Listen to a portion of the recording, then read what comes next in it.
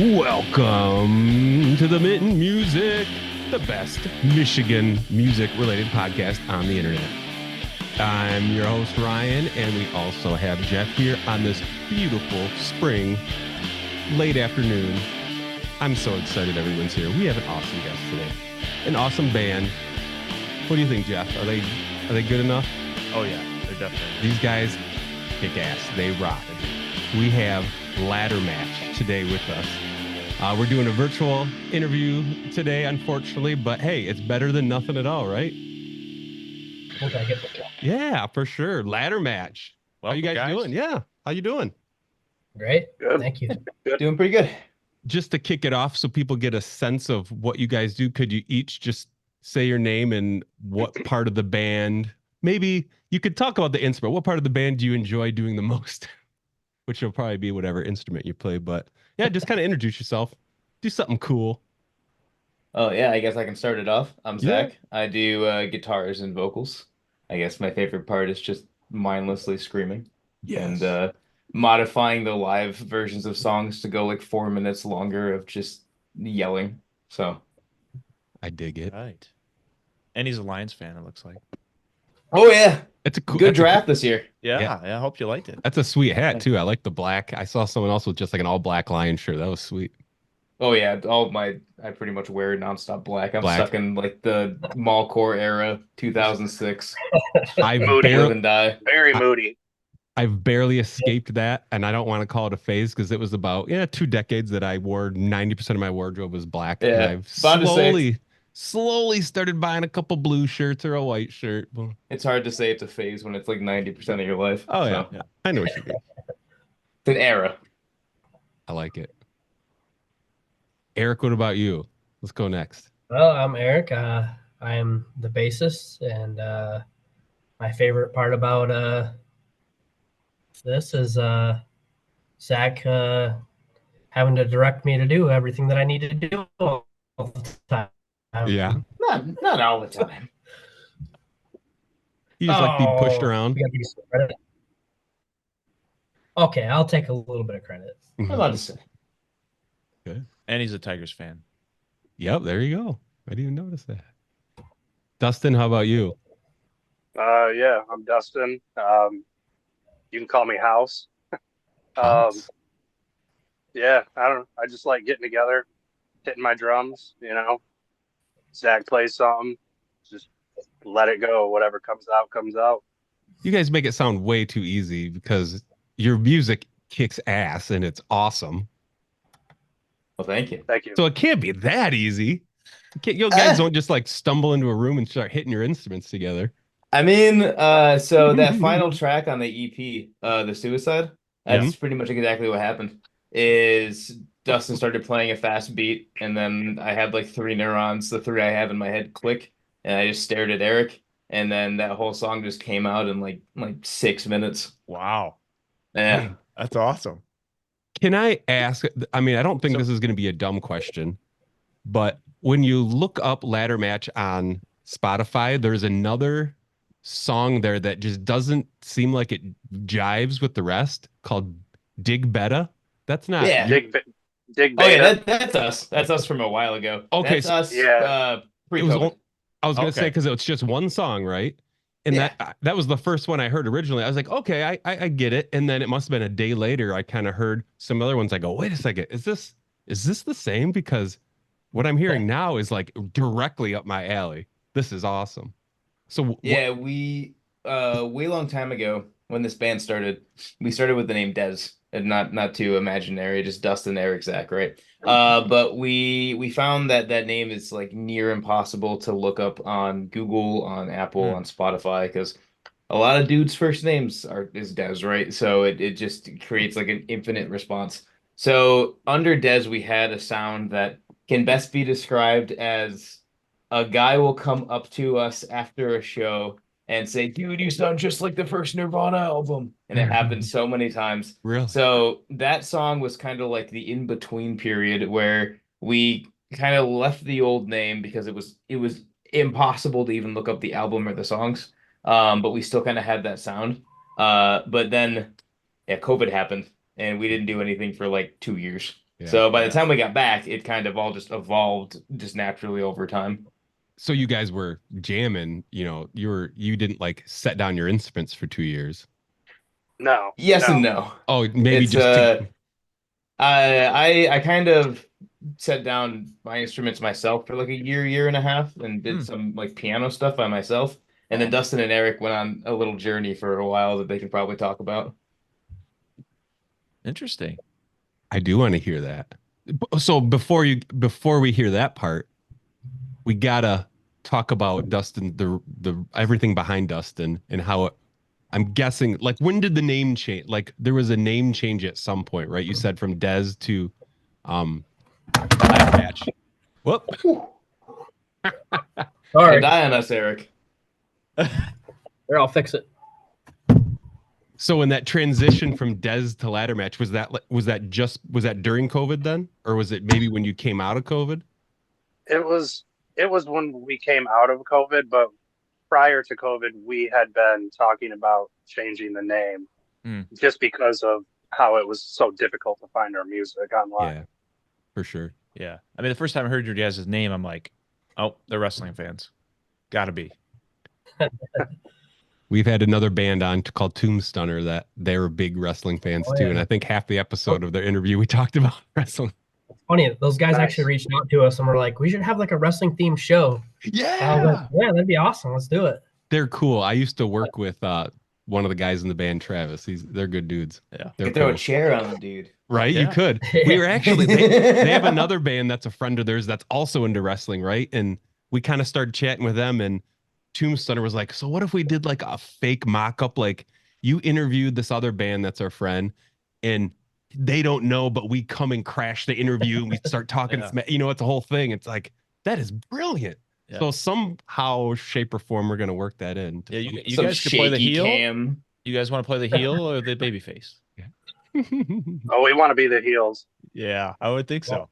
So was it Dustin that was like, "Okay, guys, the new name's Laddermatch"? Unless I you're think in a room that you share with those guys. I think Eric was the one that came up with that one. Yeah. So I wrote down I had like a whole like black book full of names that I just kind of jotted down, and I came to practice and I was like, here's what I came up with, and we just kind of started going down the lines of them. Typing them into stuff like the music apps, and ladder match, one word, is so unique and easy that you can just type in ladder M, and despite us being a local band from Ionia, it immediately shows up in all the apps. Right. That's cool. Nice. Yeah, brilliant. Yeah, I think, yeah, if you look it up, you're either going to get wrestling or you're going to get your band. So before COVID, how long, when you guys were Dez, how long were you guys playing together for before, the journey took place and the name change? I think we got together. It was either June or July of 2017. Okay. I think it was literally July 4th. Ooh. So Yeah. what brought you guys together? Like, what was that? We've heard Do different you things want from different the bands. Yeah, you want the long or the short? we got time. We got time. We got time. Whatever's the easiest. It starts a few years before Dez was even a thing. It starts in, I think, late 2014, early 2015. So I went to college up in the UP, all the way up Michigan Tech. Yeah. Very Love like it. been there. Love that place. Yep. Yeah, like 8 hours away from where I lived at the time. And I was playing guitar with one of my classmates and friends, who kind of sounds like Jimmy Eat World. He's great. I love him. But we were writing an album together, and we wanted to find other people to play music with. So, we're dumb kids and we don't care about driving or distance. So we just go into Craigslist for Michigan, which, Michigan is all of this and all of this. And I'm just looking for somebody to play with. And Eric, or either Eric or the group that Eric was with, had either saw my listing or I saw their listing, and we started talking to each other. And I actually drove down on a weekend. So like I left at like Friday morning and got there, played with Eric for like 4 hours and drove 8 hours back. And we had like a rough plan of me and my buddy playing guitar with them. But as you could imagine, and we couldn't imagine because I was a dumb 20-year-old, living 8 hours away from somebody isn't really conducive to making anything work. So it all kind of fell through. But, Eric and I had met each other. So years later, Eric created another Craigslist posting for a band project, which wasn't this one, but just a band project in general. And I was just looking for some projects in the summer because I was living in Lansing for the summer for an internship. And I emailed, and I think Eric recognized my name, and we started talking more.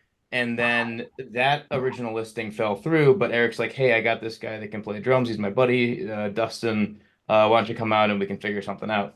And I came out to that practice July 4th. We wrote our first song on the spot, and then the rest was history. That's awesome. That was cool. I dig it. That's fun. Connections. You connected once and you found Yeah, each I'd other say again. connected once and then missed and then found each other again. Yeah. So then it kind of takes off from there and you guys jam or whatever, let's say till COVID time. I want to hear about the journey that Dustin and Eric went on while Zach was chilling for a little bit. Why do you call it a journey? What happened? Go ahead, Eric. Well, so Zach took his break, and Dustin kind of wanted to just hang out for a little bit and not really do anything music wise. So I was like, all right, I'm gonna go. I'm gonna keep playing music. So I eventually joined up with a band called Cosmic Dregs out of Holland, Okay. and I had like a short tenure with them, and it wasn't very long. We didn't even end up playing any shows, but I learned all their music, and it was a good time. But it just it was never the same Yeah. without these guys. So eventually, I had quit Cosmic Dregs, and I got a hold of Dustin. I was like, "Hey, let's start another group with our other buddy who lived up the road at the time." And we had like one jam session with him that went really well, but he ended up being kind of flaky. So, uh, like to make a long story short, we called him up one day. We're like, "Hey, we're gonna practice today. Are you gonna show up?" I was like texting him. He's like, "Oh no, like I gotta help my sister move." And I was like, "Dude, this ain't ever gonna work." Yeah. And so, it had to been like a week or two after that, we started up another group with a guy out of Lansing called No Skull, and They were already existing, yeah, but they were he already was looking established. for new members. Gotcha. Okay. So we ended up getting with that band, and things just didn't end up working out with that group either. And then eventually, Zach reached out to us and was like, "Hey, are you guys ready to do this again?" And we were like, and Dustin, pretty much the only way he was coming back is if Dustin or if Zach was involved. So Do you it was remember the like, catalyst for it all, Eric? It's kind of funny in retrospect. yeah, I do, because I was actually gonna take back, well, not take back, but I was going to take the band page because it was already established and we had already had fans, and I was gonna like make that our new band page. And then he was like, "Hey, well, don't do that. I kind of wanna, I kind of would like to do something again eventually." And I was like, well, let's just do it. Like, Yeah. what's holding us back? Oh. And so that's pretty much it. And then we haven't looked back since. So it sounds like after this journey, right? You bounced around, tried some different things, but there's something with this chemistry, this group here, right? It sounds like that really is meaningful for you guys. Yeah, for sure. Yeah. I mean, we're a group of friends, man, and Heck yeah. I don't want to get sappy, but I can give my reason. It's really Do short. it. You could be as sappy as you want to be. My boys believe in me.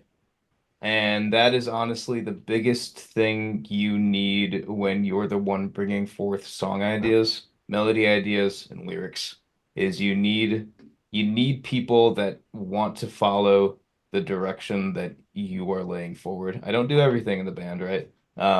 But in terms of the rough songs when they're just acoustic guitar and I bring them to the boys, or they're like MIDI drums and the drums are super simple to be filled in. It takes having people that believe in the end vision that you want and share that vision as well. And I wouldn't trade it for the world. Ooh, that's beautiful. That's good. That's What about awesome. boys? That's Yeah. awesome. I don't think we've Well, heard something that cool. No, that's sweet. That is great.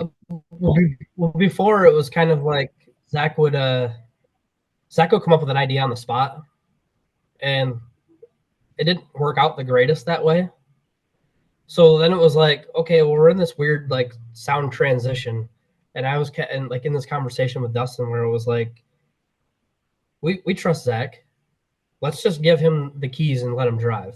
You Yeah. know, let's just put all the power in his hands, make the songs, and then we'll see what transpires. And that's essentially how this album was built, like around that whole idea.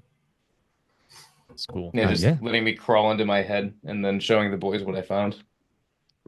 Ooh, I do want to talk a little bit about what was in your head. I was gonna say Some that of could the be songs. scary. That could be I want to scary. hear a little bit about the Oh, lyrics. yeah. I always love lyrics, and some of the lyrics are pretty sweet. And really curious. But that's cool. That's awesome. You guys, and now you guys put that album out, 2024, and you guys are pushing it, I think, pretty hard. I think you guys done really good on the social side. How much have you guys gotten out and really played and pushed the album? So this is partially my fault.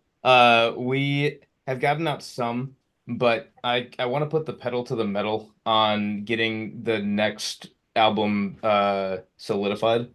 Okay. And like the next, because this one was kind of like an EP, right? It's 7 tracks, short and sweet and concentrated. And I really want to keep moving the bar past where we just put it and further completely develop out the second album. So we've been taking our practices and solely focusing them on the new songs. And that new album, not to overpromise, but it's like twice the length. And it's Sweet. just as connected as the first, but because of that connectedness, it's just there's a lot that still has to be done. So we're trying to kind of crunch it through. Yeah. I Okay. love it. That makes sense. I mean, you got your focus, right? You decided to go towards the next album and then be able to kick out tunes and maybe play a little bit more live after. But so talking about the album, I do want to get into that a little bit. And Ryan, The new album or the EP that well, I call it an album. I was we've had this debate. We've had this I debate go so between many the I two. times. think I'm cool calling this an EP, but it's a substantial EP. Like Yes. it's like the biggest EP you could have. Like if you had one more song, it'd be like, well, it's just a short album. So like that's cool. Right. I and before you go into that, Jeff, so I'm curious, like what a tired sleep won't fix. What won't it fix? Is that the question or is that the answer? Because that's the name of the EP, A Tired Sleep Won't Fix. We'll have to leave this one to Zach. Yeah, it's I have this It's I have this intriguing. penchant.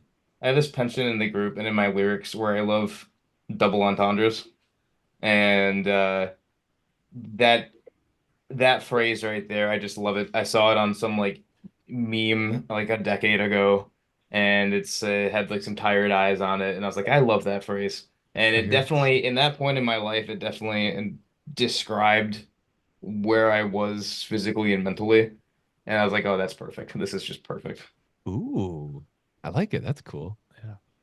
That's cool. Heck yeah. I also look like Bane Batman when I sleep because I have this Sleep apnea tiny mask. yeah, I have an apnea Oh, mask okay. because my throat is super constricted. It's not from like any sort of like health thing or I mean it's health, but it's not Just born that like way. a diabetes or anything. Like no, yeah, I'm just born with this tiny air hole and I have to wear a CPAP mask or I don't sleep right. But on the flip side, I don't sleep right because the CPAP mask bothers me. That makes So sense. I have issues with sleeping, which also kind of adds to the band's name. Or Yeah, not the band, but the album's name. for sure. I don't want to get too off on a tangent because we're talking about music here, but not that. I do have this thing where I wake up in the night. It doesn't happen very often, but I do feel like my throat gets constricted. I can't breathe, and That might be it. and That it sounds might scary. be. My son's got it, my dad's got it, but it happens like 2 times a year, So it's not like a constant thing, but it's similar type of thing. And it's like my throat is closed up. So interesting. Maybe we've got The similar. thing that, yeah, the thing that, and this is the health podcast. The thing that, that made me realize I should go in and check on it was, I woke up dizzy, and I was waking up Mm, dizzy almost every single morning. And right when I said that to the doc, he's like, "You have apnea." And then He I knew. started using the machine, and I didn't wake up dizzy anymore. wow. Yeah, But you got because crappy sleep. oh yeah, I gotta find a better mask or something at some point. Right. I've seen some commercials that they have these like new fandangled machines, but they're all so stupidly expensive that I Yeah, haven't right. I bothered. bet. You gotta wait till the price point comes down after people use it Oh for a yeah. while. So Heck yeah. So back into the album or the EP. So I want to hit this up again. EP We have album. had enough EP of album. these. We've had enough of these conversations with bands recently. I feel like there is a huge debate, and a lot of it's like immaterial. Like a lot of people are like, it doesn't really matter, but there's still this. It's kind of cool that people still talk about EPs and LPs because in the digital age, right? There, I mean, you're still people are making records, but it's kind of immaterial. But people still want to talk about that. Is it an EP or an LP? And everybody's got a different definition. I feel like, and you guys like Ryan said, there's 7 songs on this thing. It could be a short album. That's what I call it. Yeah, it's kind of ironic that I used the term EP because I was the one that for the longest time was being a butt about us calling it an EP. And We should just call it an album. I end up just using them obviously just interchangeably without thinking about it. Right. It's hard to say, right? Because we're not actually doing the pressing anymore, and it's not like we're measuring out if it's going to fit on a 12 or on a 7. So, Yeah. but I think it's just so built into just the modern English language that we just start yeah. associating sort of track list with that. Right.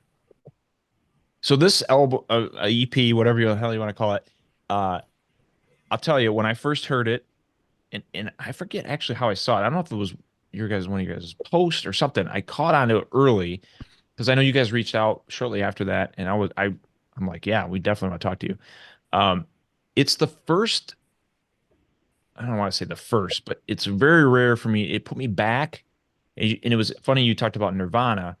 I would attribute you guys exactly to Nirvana, but it put me back to that grunge era, and that sound, and you guys would have been perfect in that time. And I'm glad to hear it's fresh though, it's new, but it has that grunge feel, and and that's a compliment. So I really appreciated hearing that sound, and to me, like I said, it's fresh because it's new, but it's got a little bit of that old sound to me because I grew up on that and I love that era. I think these guys, if they were around in the 90s doing this music, they would have scared a bunch of freaking people. I think grunge might have taken a slight twist to like hardcore more. Like I love your voice and your screaming. I love everything about the songs that you guys have out. I love it all. I love all of it. Yeah. It's great. I love that. Do you want to know the dirty secret? It's all in our FX. boy well FX for the guitars. But Okay. why we're able to have the sound we do and why I think it sounds fresh is actually pretty much all Dustin. Hmm. We don't do modern drum recording things at all. We simply reject them. We don't use clicks. We don't use triggers. We don't use samples. It's just Dustin with a bunch of mics, Doing and he making just goes for it. yeah. And then we record around that.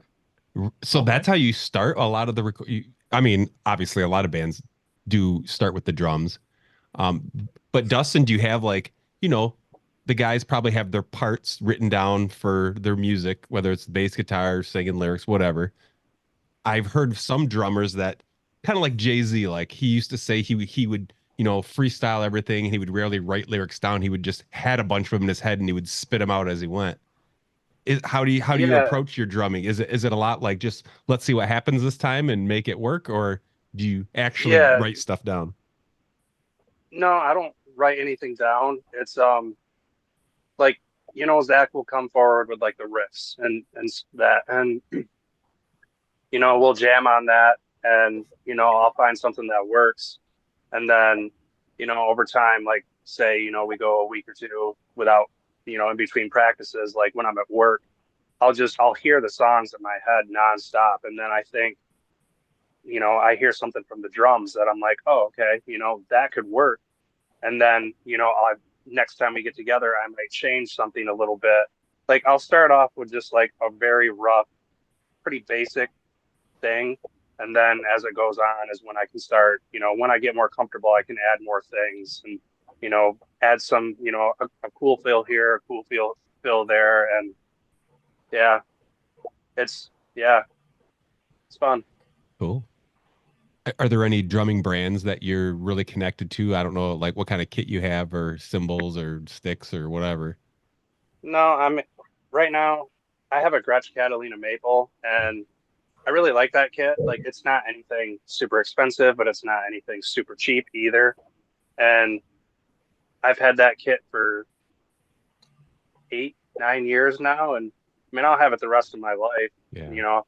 It'll be my gigging kit as time goes on, and I want to get something different to have as my end home. But yeah, I like the sounds of Gretches. I'm probably going to stick with them the rest of my life. Cool. Sweet. What about you guys? You guys have any affinity to a brand, whether a guitar or strings or microphones or anything? Want to go first, Eric? Yeah. Well, I mean, as far as like basses go, like I've pretty much only used Fender, but I've branched out a couple times and discovered like so Ernie Ball has like a knockoff version of the actual Ernie Ball, which is the Music Man, which I fell in love with. And stupidly, I sold that bass, but it was actually a better sounding bass than my Fender at the time because it had the double humbucker in it. But I've mostly only ever used Fender. And as far as like my actual amp, like I've never really found one that I'm like totally in love with. Except Zach recently turned me to a particular head, which I've kind of fell in love with. And for some reason, the name has evaded me. Trace Elliott V-Type. Let's go. Yeah. So the Trace Elliott V-Type was a popular brand in the 90s. Like it's still around, probably not as popular as it should be. Just because I had no idea they existed until Zach approached me and he was like, dude, you got to check out this head. Like the sound on it's mind blowing. I was like, yeah, I kind of was standoffish about it at first. So I was like, oh, well, I really want to check out like this other bass head. Like I think I was like trying to check out like a Fender Rumble at the time. And he was like, no, don't do that. But then I actually found one and I was like, all right, $800. I'll hop on it. So I grabbed it and you can't really find any reviews or videos of it online. It's that bummer. rare.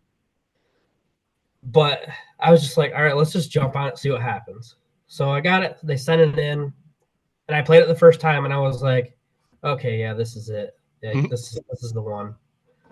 The sound on it's so warm and big and bassy, and I'm playing it through a Hartkey 410 cab. Okay. To nerd out about it, the sound on it is absolutely mind blowing. I love it. Sweet. So to be a dweeb, it is a fully tube bass head. Ooh. Which is just rare in and of itself. It's unique. Yeah, so it has this really tube-like warmth response to it. It's warm and then the response is super dynamic because of the tubes, right? And it's just this amazing early mid 90s almost hi-fi but not really sound. It is mwah. They made so little of them though that you can't, like Eric's saying, you can't find YouTube videos. You can find a few forum posts from the mid 2000s on like BBS forums, and like that's it. That's hilarious. BBS forums. This is when you said if we could geek out a little bit here. Like I'm so glad I love that. I love gear. I love stuff like that. I love the music production and writing that kind of stuff. So when people are talking about what they have, that's why I asked. I'm like, I hope they have something they really like or they have a story behind because that's cool to me. if you Awesome. want geeking out over Yes, tech. now I was gonna say we're up to Yeah. Zach. So now Let's Zach. go. I'm assuming Eric was all done.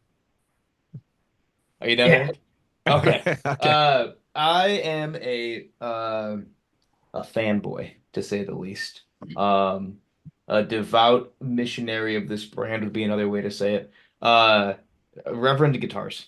Uh, Joe Naylor is the king of guitar design, and most importantly, the king of pickup design. Um, they make these guitars that only cost maybe $800, but play better than Fender American Performers. Hmm. They have pickups that they call rail hammers that have the humbucker noise canceling and the volume driving of humbuckers, but have clarity that I have not heard in literally any other pickup ever. They do a treble roll-off on almost every single one of their guitars, which is not a standard feature, but it's one that I love because you can roll off the treble, you can get these really ice-picky notes, then you can roll it right back as you're going back into your lower strings. Uh, it's just every guitar they do is just golden. There's a shop in Mount Pleasant that sells a bunch of Reverend guitars, and I get lost in there like every time I go in, just picking them up because they all play flawlessly. I actually met Ken Haas, the owner of Reverend, a few months ago, and to add to all of it, he's a really cool guy. And we talked, and I begged him to release the guitar that I have in a hot pink color, and then he just gave me a resounding maybe someday. So Hot pink. That'd be dope. That'd be sweet. That would be bright and cool. What's the shop up in I Mount Pleasant? Bees Music. Bees music. All right. Yeah. Yeah, they We'll, are we'll shout them like out. they're like pedal mecca. They are the biggest pedal shop I've ever seen in my life. I've the biggest pedal shop I've ever seen like in images in my life. Never mind even going there. Before I would go on YouTube and I'd do the thing everybody does where you go to Google and you type in your question, then you add the word Reddit on the end so you actually get a real person. Yep. But now when I want a new pedal sound like a chorus distortion modulation ring, all that jazz. Instead of going and watching YouTube videos, I just go to Beast Music because they have like eight of every type of thing you could ever want. You want like I like doing pitch shifting and doing polyphonic pitch shifting. You want that? They usually have like three or four options, like almost every option that's on the market. It is. I recommend them to literally everybody. Is that the Sweet. place that the guy from Melodic Canvas works at? Yeah. So shout out to them Melodic too. Canvas. Yeah. But that's in Mount Bees. Bees music is in Mount Pleasant. You said. Yeah. So a little bit of drive for some of us. I would say. I mean, Yeah, it's the middle of the state. some people that listen to us are in the West Michigan area, so a little drive for that. But if you guys are you guys? You said, are you guys all live in Ionia? Whereabouts are you guys? I thought you kind of spread it out. I thought you when you said Ionia earlier, that was kind of the birthing place of it, maybe. Those two are. Gotcha. I have lived all over the state in the last like 5, 6 years. So when we first started playing together, I was in Lansing, and then I Damn. moved to Detroit. Then I moved to downtown Detroit proper, and then I moved to Bay City, and now I'm in Midland. There you Okay. go. So that makes way more sense. So how's that work for practice? Is it a little bit of a challenge to find that time? Every 2 weeks. We have a pretty structured system. Basically, it's like an hour and a half to hour 45-minute drive for me. Yep. And Saturday mornings I wake up, feed my dogs, uh, take a shower, and then head out. And we practice until whenever we decide that's been enough and we're out of beer. And then Yeah. I drive back home. Fair. Perfect. Yeah, it seems We don't like run we've out of talked to beer. a lot of bands, Let's be Ryan, right? honest. That have had that routine. It's important to have that routine of, hey, we're going to do it every week or every 2 weeks or whatever it is, and this is what we're going to do. Otherwise, it's just difficult because if you don't plan that out that far, then something comes up. Is that why you Oh, keep yeah. getting us to try to get into a routine? Yeah, we did for a while, and we'll get back to it. We'll get back to it. When you got a bunch of kids and wife and all that kind of stuff, it just, like everything gets in the way. Stuff. A lot to juggle. I'm kind of like my pet dog. I live and die by routine. So That's good. Cool. Doesn't that make things easier? I wish everything. well, yeah, you push your conscious into your subconscious. Yeah. You know? It's Like like Yeah, I dress like SpongeBob. I have my clothes selections are like a bunch of Carhartt black shirts, a bunch of Carhartt white shirts, and then I have like three pairs of jorts and like three pairs of pants. And it's is it a black shirt day or a white shirt day? And it's again, it's routine, right? You just don't have Right. to think about it. Yeah, But it's easy. I feel like my mantra for the last couple decades has been like, I want the easy things to be easy. So like, if you can build a routine into something, it makes it easy. You don't have to think about it. You just do it. It's like, this is something I got to do every day. Okay. Now I never think about it. I just do it, gets done. And now I can spend my time, you add up a lot of those things. Now you got more time to do on what you need to spend the time on. That's called a habit, Ryan. I like calling it a routine. All right. There you go. Fair enough. Fair enough. So, guys, we talked a little bit about kind of your sound, but what is your influences? I mean, Good question. what are the? I feel like I'm going to get an interesting answer from the group Michael Bolton, maybe. Amy Grant. because, well, Zach talked about piano playing, so I'm interested about Oh, that yeah. too. So, True. there might be something there. Enya? True, and yeah.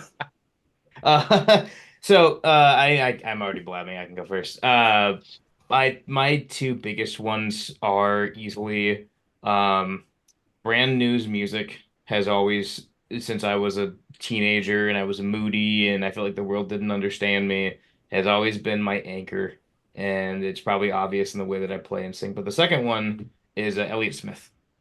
And yeah, and Elliott Smith is where I end up either consciously or subconsciously pulling from for the chord complexities that he Mm. has, because he wrote some just amazing, beautiful, complex emotions into the chords he played, and it blows my mind like every single time I listen to any of his songs, like Between the Bars, um, Speed Trials, Rose Parade, all of it. Sweet. Zach, I gotta say, like, I feel like every couple interviews, someone says a band that they really like, and it's a band that I really like. And Oh yeah. you just made the connection, man. Brand New is one of my top. I love them so much. Devil and God is like my favorite album. Oh yeah. Oh, That's I mean that's kind of one could say that I wore the influence on my sleeve a bit yeah, with I this love it. project. I love it. Yeah. Did you ever get to see him live? No.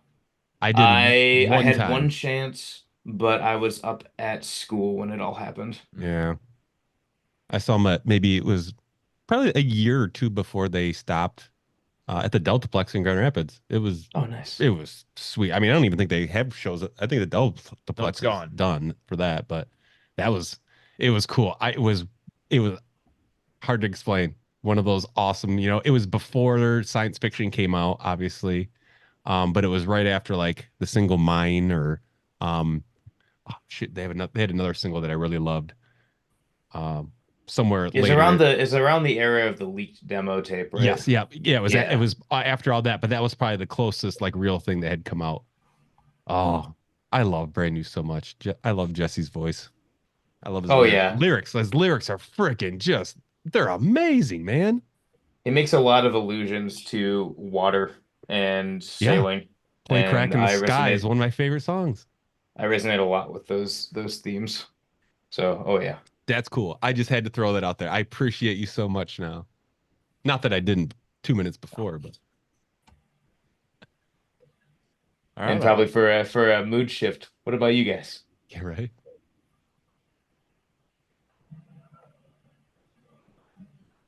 Eric, you go. Oh, for me, well, aside from Brand New, like I'm pretty big on Deftones lately. Oh, that was my number one favorite band.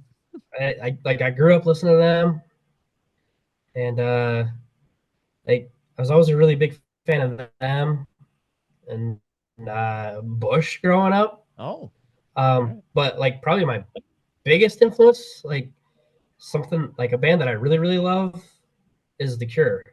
Oh, And yeah. that's cool. I'll live and die by that. I was actually watching their most recent like live performance from Pine Knob, Oh, okay, yeah. which I didn't get to go to, which I had tickets for. Oh, And bummer. that's even probably worse. like my biggest life regret right now is not seeing them because they were totally a bucket list band, and I'll probably never see them now. Oh. I Never mean, say never. You might see them, but you know they are getting to that point, probably, right? That Yeah, the prime. There's, I mean, there's a point where you know the degradation of the sound does go away Right. at some point. So I got a lot of bucket list bands right now, and I'm trying to check them all off Yeah. weed before it they out. Yeah. here. And Thursday was another one of them.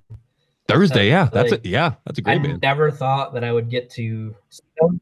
Yes, and they just dropped that single, and I was like, all right, well, now they're probably going to hit tour again, and they did, and of course they're not coming to Michigan, which they did recently come to Michigan, but of course I had to miss it because it was in Detroit. So I was like, mm, all right, well, let's see, wait and see if they come to Grand Rapids. So they're touring again, but we'll see what happens.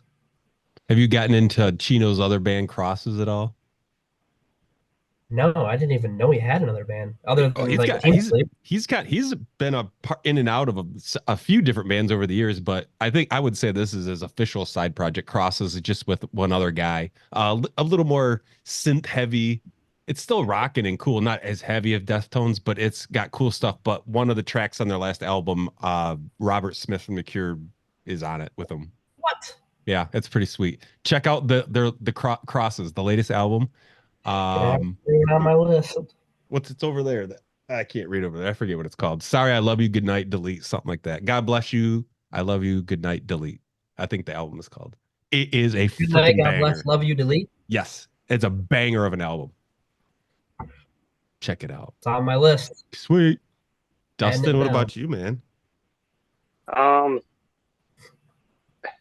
As far as like influences on playing, like I don't know, that's tough because I change on what I'm listening to. Like I can go like a couple months where I'm heavy on one thing and then I can do a complete 180. Like I don't know, I listen to a lot of weird shit. Is like not weird shit, but like a lot of mathcore metal Okay. stuff. Yeah, Like math rock. Jeff doesn't believe math rock's No, the thing. I do now, but I had to be educated a couple interviews ago. So like I'm a big Dillinger Escape Plan fan, and Sweet. lately I've been listening to a lot of Psyopus, which is just mind-boggling how they can do what they can do. Who is Heavy that? jazz. I don't know who that is. Who is that? Cybolus? Psyopus, Psyocus? Psyopus, They're good. Psyocus. Psyopus. They're really good. Psyopus. how many times? How Yeah. many times are you gonna say it, Ryan? You gonna get it right? Psyopus. Dude, I'm so excited. Whoever that is, I'm okay. I just got to write it down. Flag it. They have songs that sound like a bunch of insects are about to run Oh. into your skull while like blast beats are going in the Look at background. that. Zach's It's got it great. all. Yeah, He's got the imagery for me. it's really crazy guitars, a lot of tapping and stuff like that. And a lot of dissonance. Anyway, Like, but you know, growing up, my parents listened to classic rock, so that stuff has been embedded in my brain, and you know, I still love it. And I think because of hearing that so much, you know, growing up, and even you know, in the early '90s when my mom was a stay-at-home mom, she'd always have MTV on, so Yeah. I would see just music videos all day long. And you know, as I got older, I was like, I want to play drums. And when I started doing it, it was just kind of like second nature. Like I started off playing like, you know, like old Misfits stuff. You know, it's pretty simple, old Ramones, whatever. And you know that, you know, just put headphones on and play along with it. And then as I started getting that is when I started, you know, trying to take it to the next level and, you know, seeing what I could do. And yeah, like my music, it's all over the place. You know, I don't just listen to one thing, but you know, you know, I'm big on like Deftones too. And, you know, when I was a teenager, getting into that, System of a Down back then, early Slipknot, you know, some of the new metal stuff too. It's, you know, any type of genre of rock or metal or punk is my thing. You know, I'm always going to love it. I got a question, Dustin. So you said classic rock. I think I knew what classic rock was a while back, but now I'm curious, what do you define as classic rock? Because it's What my now mom become listens very to. broad. Yeah. Well, my mom, she is, not to say they're the basics, but like Zeppelin and the Doors, the Okay. Beatles, So that's what I would Sabbath, say is classic rock. Same. Okay. Yeah. yeah, 60s and 70s. Yeah. Okay.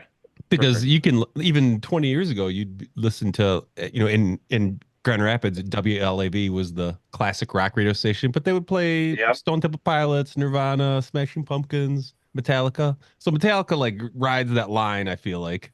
Guns N' Yeah. Roses. Yeah. Well, Guns, Yep. nowadays, those bands are considered classic rock, Right. right? looking at, the But younger not to us. generation. Not to us though. Like No, we yeah, don't yeah, we look them as 90s or metal or grunge or whatever, right? yeah, Yeah. yep. Exactly. Yep. Interesting. Hey, Dustin, another question. So I've been really, every time you're talking, I'm seeing the belt, and I got to ask about the belt. Can you explain what that is? It's obviously dealing with Van This Andel. one, So yes. um, well, It's a big back in belt. October, there was a concert Yeah, there, the Billy the Van Strings Andel one. Scrimp. Yeah, Halloween? yep. Yep. This is a belt from one of the championship belts. Me and him go way back, Oh, You and really? Billy as Strings? teenagers. Yeah. Yeah, Ionia, of course. Of course. So this was a gift that he gave me after the show was over. That's awesome. That's crazy. Did you play there, or did you just go to the show? I just went to the show. Okay, because I know he had. I couldn't keep Hundred track of all the Multiple, yeah, people, all the guests, yeah, instrumentals and stuff. Yeah. That's awesome that you know Billy. That's so cool that you yeah, know him. Dang. yep. I have a friend of mine was at his wedding when he got married, and he shared pictures of like Les Claypool sitting there and whoever else was there. But my friend's wife has been a longtime friend of Billy Strings forever, so he just got lucky. Yeah. But I was dang, at that wedding too. It was a night to remember. that's hilarious. Like I should go look at his pictures, see if I see you in the background of like any picture. That would be too good. That'd be too funny. That's awesome. That's cool. Badass, man. That is Yeah. cool. And he was, right. I mean, you're gonna know more than we, right? He was. What was the band? More the metal band. Was it Robot? They just Oh, played in Grand Rapids. Flesh and Blood Robot. Yeah, they just played in Grand Rapids, and he was there. That was like Yeah, months ago. he played with them that night. It was Oh, sweet. like a 20-year reunion thing Yeah, that they got together to do. right. Because those guys were from Ionia too. Yeah. Dang. Small world. Small world. That is bonkers. So you guys are working on a new album. What do you said earlier, Zach? You're hoping to double it as far as Oh songs yeah. go. What are you guys looking at? How long is this going to take? I mean, heck, you were talking earlier, like I think it was one song on the current EP that you guys knocked out in like 6 minutes. Mhm. Is it going like that, or is it going to be? I mean, obviously, if you're going to kick out like 13, 14 songs, that's quite a bit. So what's I kind of the think thought that there? I think this one is going to take a lot longer. Just from Oh where yeah. we're at right now, the last couple practices we've been starting to write for it, and just the way the songs are, some of them are going to be a lot more intricate from what we did before. So it's going to take a little bit longer, most Yeah, definitely. yeah, we're doing stuff like key changes now. So it's a lot's going on. Yeah. That's good. You're growing. Challenge, yeah, growing and challenge yourself. I mean, you But could write yeah, the same it's album again if you wanted to, just switch up the notes and the lyrics. Like some bands do that. Just, we had success with that one. Let's just rewrite it. Meh.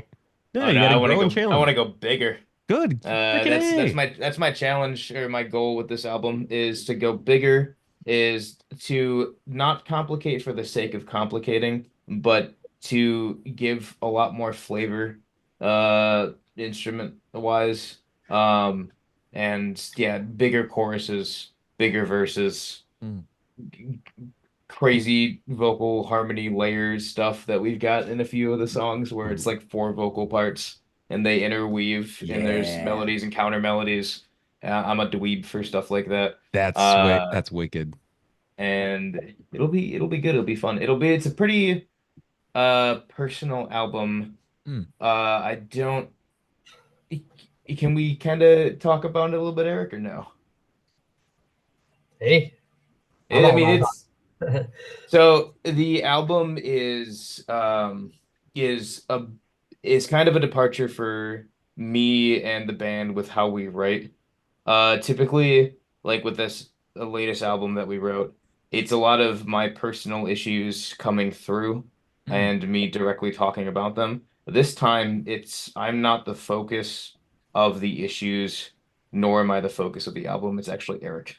Mm. And the songs are speaking more through what I can best assume is Eric's perspective. And we talk about the songs and how they work and making sure that they are keeping authentic in that plan. But the album is a dedication album to Eric's late brother. That's interesting. Wow. Hmm. That's That cool. I was just going to ask, and you kind of alluded on it, Zach. Like, how do you portray or get the lyrics and the emotion across for somebody else? But it sounds like, yeah, you guys are having conversations and you're trying to pull as much as you can. And obviously, Eric will be able to validate whether that's And conveying it's his like feelings. there's like kind of tricky subjects that are hard to approach that, you can when you're not the one behind the driver's wheel, you can go, "Oh Mm. yeah, I'd probably feel that way," but do you want people to know about them, or do Hmm. you want them to be talked about? And it's just been writing a delicate line of talking to Eric and being like, "Hey, this song approaches this. Is this how you felt? Are you comfortable with the song being about this?" Yeah. Wow. I mean, that would think that would build a lot more tight connections and relationships with each other.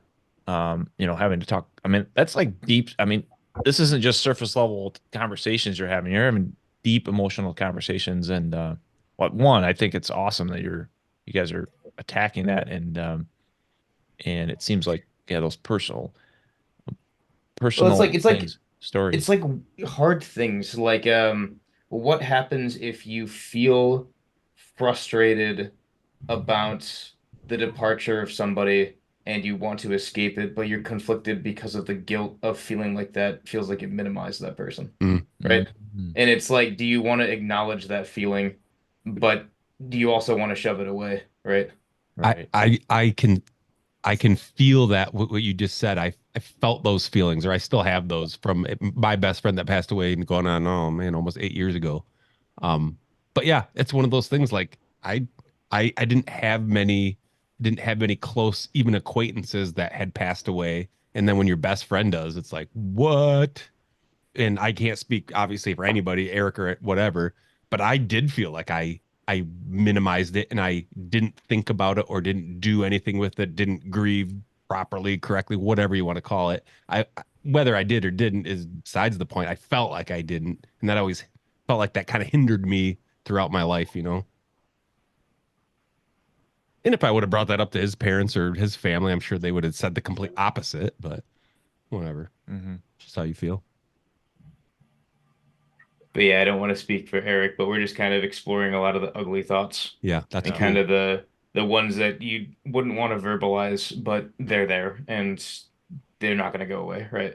So, Good for you guys. Yeah. I mean, that's And gotta hopefully Eric I'm not trying to again speak for you or whatever, but maybe it feels like therapy or it helps eventually just like even just thinking and talking through all that with Zach and Dustin and how you guys are doing it. Maybe it's gonna help. Like, mm, Honestly, like my journey through music was kind of like after he had passed away. Like I still have the letter from him that he wrote me after I graduated.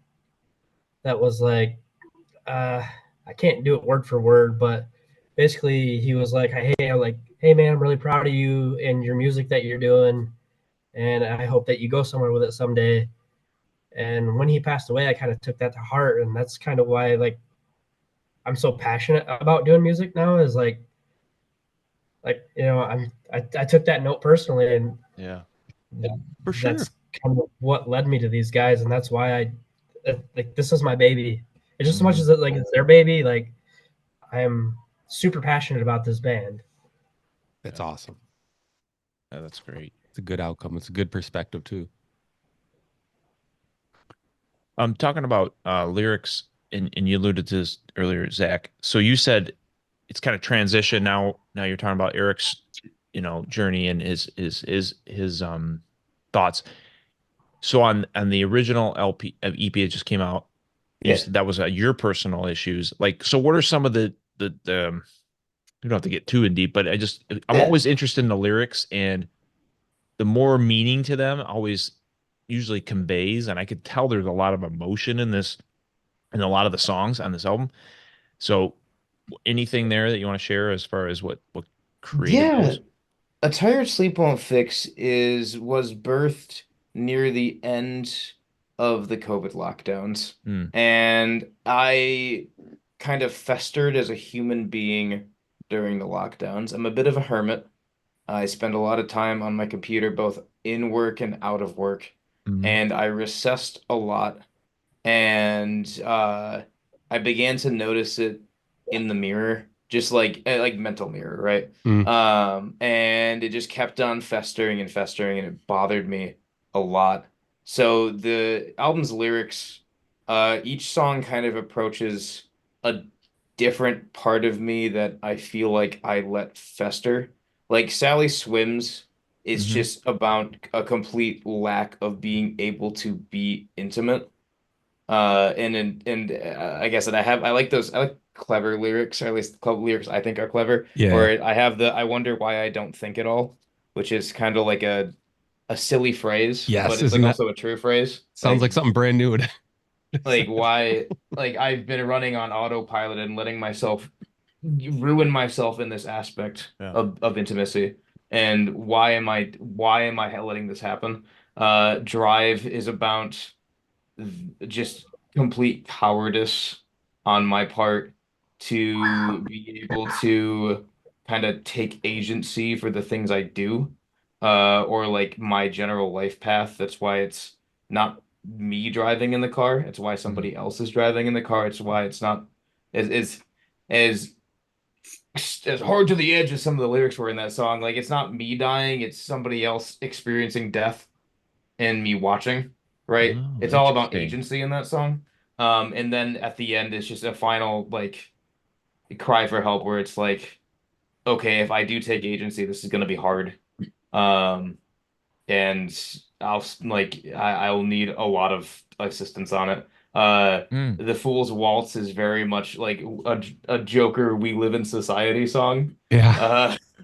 Uh, where it's just getting sick of especially how everything got in lockdown and how Mhm. just the human condition is What? now with everything.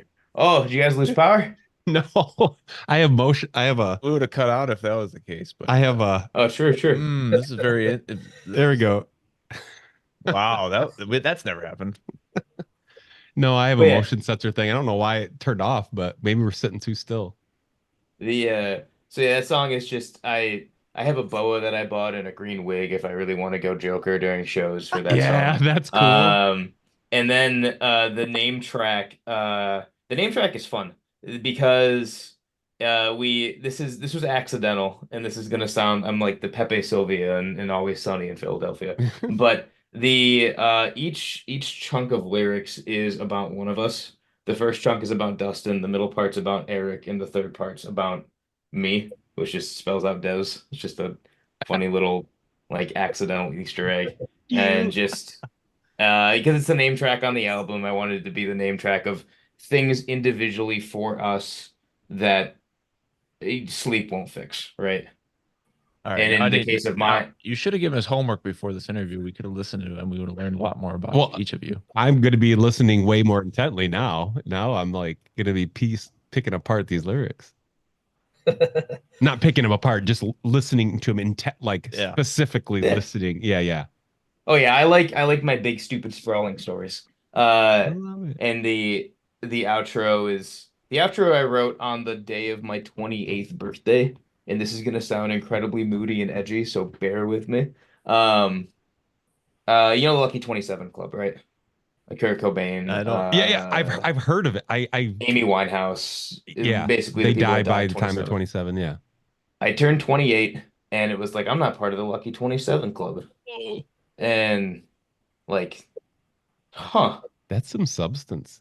weird. So the whole entire song is How do I like deal with just this? You were yeah, well, it's expecting like this? I wasn't necessarily expecting, but it's like You were hoping. uh not hoping per se, but it's like it's just kind of like this realization. This is gonna sound dark, and I apologize, Hey, dude. but there's a special magic to Lucky 27, which is terrible to say, but it is, right? Mm, People die at 27 and they join this Lucky 27 club and they've been immortalized somewhat. If someone kills themselves at 28, uh they're just dead. They just yeah. killed themselves at 28, right? And that was kind of what that the outro was about, where it's like Yeah.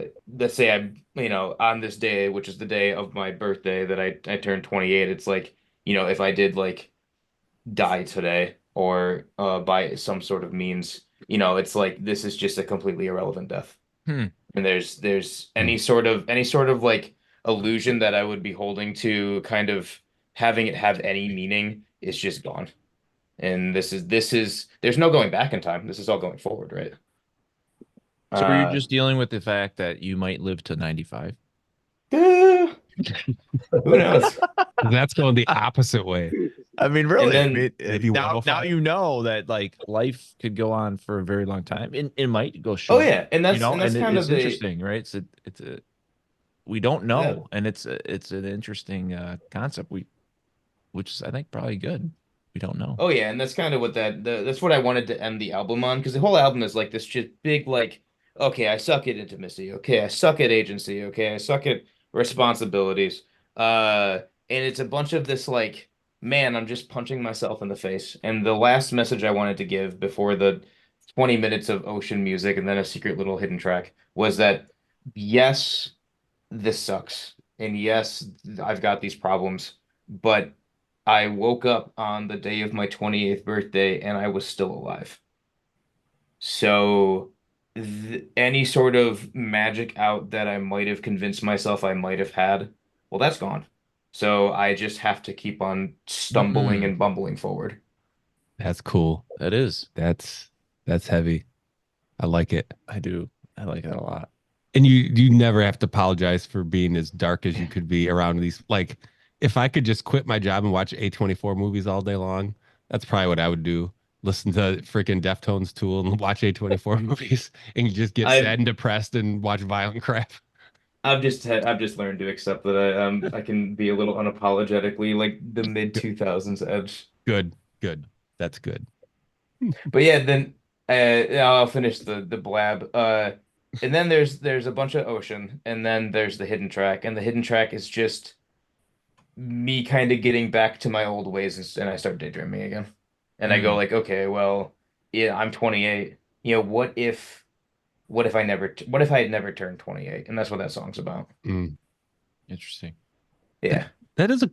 I will say that's a very interesting thing to sing about. Hear a song like that's like don't take this as doubly dark, but that's like cool. Like cool is the wrong word.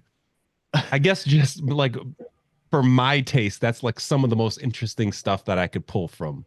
Like that's what I look for this kind of stuff, and I'm glad you shared all that, and I didn't have to guess or like wonder, and I got to talk to the guy that wrote the lyrics to that song, so that's cool. I appreciate it. I just started thinking about this, like, if there was like an advertisement for an album, like, a lot of people, right? An album comes out, you don't even know what it's about in a lot of cases because it's hard to dig deep into the lyrics and all that stuff.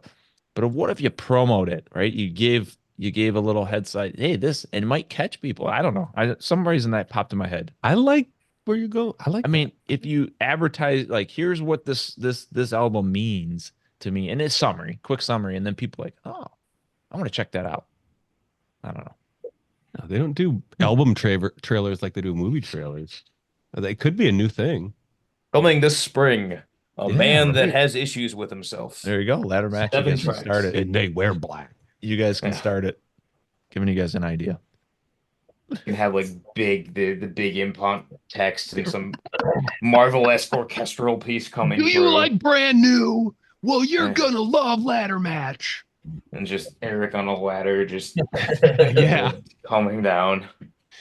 crashing into Dustin's room there and just like knocking everything off the walls. All right, you guys have a favorite ladder match, like legitimately like a true ladder match? I'm gonna be called out as a fake fan. The boys are big into wrestling. I I played don't the know. N64 game that had the black cartridge, and you could make custom characters. And I know of Unstable Dean Ambrose because he wore jeans, All and that's right. about my knowledge of Maybe, wrestling. yeah, maybe we should turn it over to Dustin and Eric to Yeah, answer yeah, this yeah. question. Especially Dustin, he's got this room like loaded with wrestling. I'm loving that. That's legit. I think probably the most iconic ladder match is the Shawn Michaels Razor Ramon Mm-hmm. for the Intercontinental title. So that one probably takes the cake for me. Sure. That's awesome. Always liked the Hardy Boys when they were involved in the ladder matches too.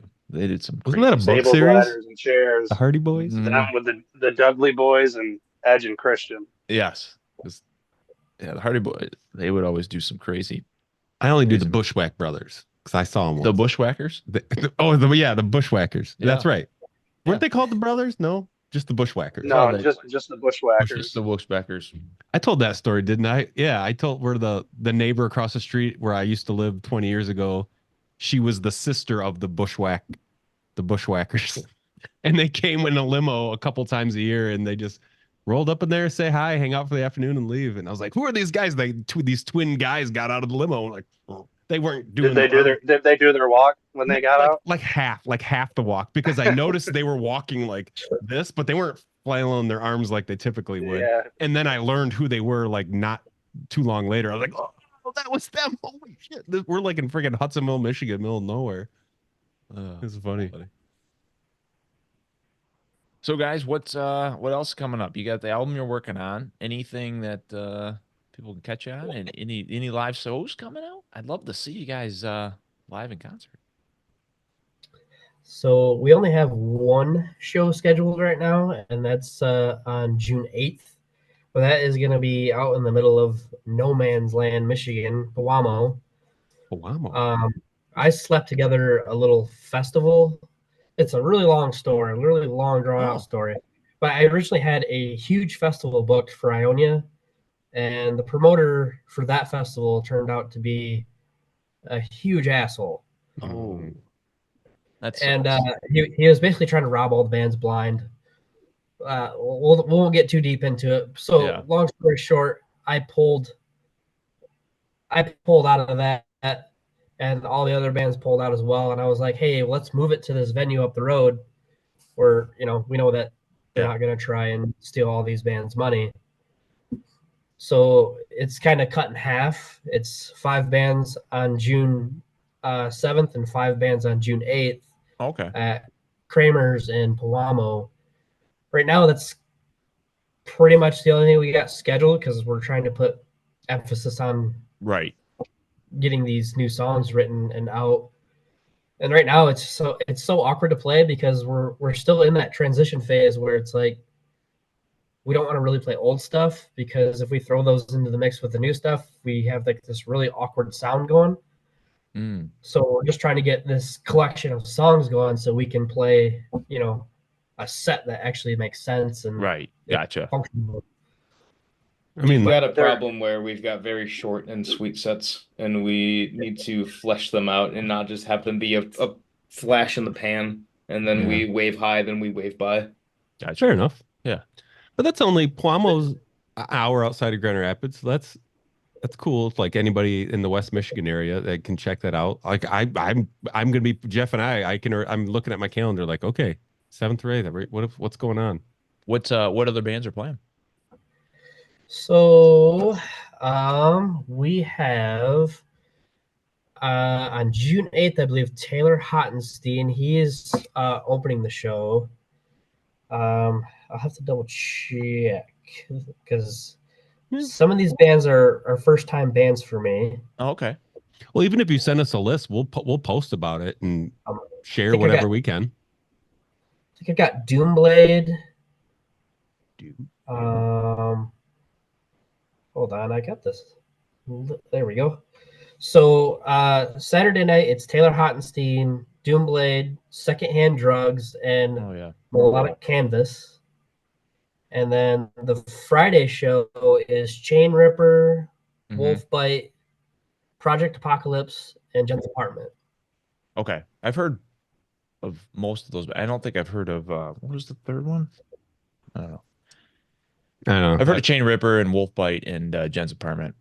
And then you guys Project are Apocalypse is actually like a death metal band from Ionia okay. that I'm pretty decent friends with the bassist. So I was like, yeah, let's have like a mixed genre show. Yeah, Let's do it. exactly. For sure. That's Good cool. stuff. So yeah, go ahead. We're hoping to, get some more shows this summer too. I think. Sorry, I didn't mean to interrupt you. But you can go ahead.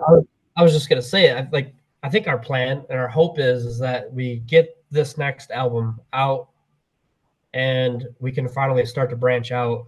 Like, I think our dream is to eventually branch out and start doing tours. Okay. Heck yeah. Well, we'll help it. Like, well, we're going to be talking, like, we talk to other bands, venues, this, that, and the other thing. So we're always kind of like, there's some band, like, for example, have you guys ever heard of Carbon Decoy, the band? Yep. I think I have. Absolutely. Check. Like, the first time I heard you guys' music, I was like, I wonder if they'd be friends with Carbon Decoy, because I love Carbon Decoy and they just have a similar just vibe to it, right? But we'll chat like that with other bands, and like over time, it's like, hey, someone else says, hey, could you introduce us to this other band? Like, maybe we should do a show together. It's in West Michigan, and maybe that band has like I don't know, a cat or an in with the Pyramid Scheme or the inner or wherever, and they can get it in there easy. I don't know. I'm just thinking out loud, but I actually reached out to those guys a while back, and I think it was kind of in our the beginning stage of our transition. I was like, right now we're just kind of writing music, so because I think they offered us a show, but I turned it down because we were writing music at the time. Yeah, but they're one of those bands that's kind of been on my list of bands that I'd like to play with. They're cool. Yeah. We will. I'm gonna we're waiting to schedule an interview with them, so we're definitely gonna be mentioning you guys to them for sure. Yeah. Awesome. Bronson Arm's another one. I think. Yeah, Bronson Arm fit well with you. Yeah, I love those guys. Nice. That's a solid two-piece. Yep. Oh, yeah.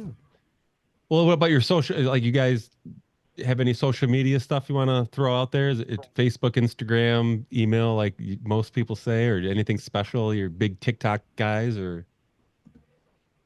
We have a TikTok, but it's like one of those things that's just kind of thrown to the side, and it's like if we do a show, we'll throw some material on there just to be like, hey, I know we it. exist. Social We're media is all like too old for it. Yeah, dude. No, I don't understand. I hate some of these guys talking about too old.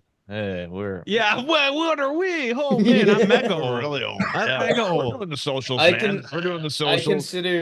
consider the TikTok generation, and I'm gonna age myself. Like the Fortnite generation. They're like Yeah. the same thing. And Fortnite, I'm too old for Fortnite. That always confused me. Like an old man on a porch yelling. So I've tried to use TikTok like twice, and I just don't get it.